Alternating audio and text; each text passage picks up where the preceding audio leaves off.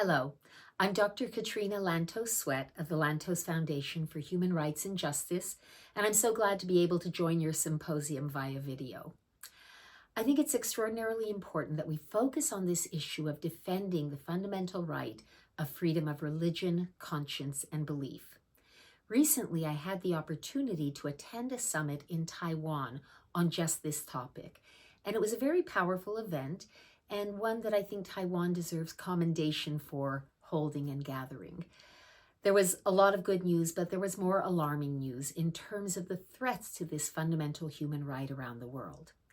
Now, we are not surprised nor taken aback when we hear about terrible abuses of religious freedom taking place in autocratic regimes across the globe, whether it's China, North Korea, Russia, and elsewhere.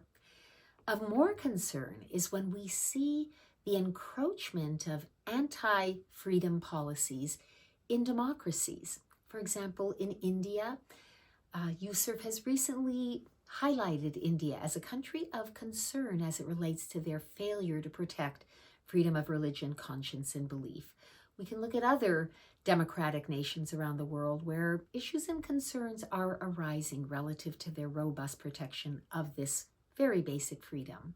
Many scholars and, frankly, practitioners in the field of religious freedom have expressed grave concern about the possibility that Japan, a historic defender of fundamental human rights, including religious freedom, may be on the verge of dissolving or attempting to legally dissolve an independent, legitimate religious faith community in that country. This is really unacceptable in a democracy. The pretext for this threatened dissolution of the Family Federation for World Peace and Unification is the fact that the tragic assassination of Prime Minister Abe was committed by a critic of that organization. We all know and understand how easy it is to whip up public sentiment against a small minority faith community.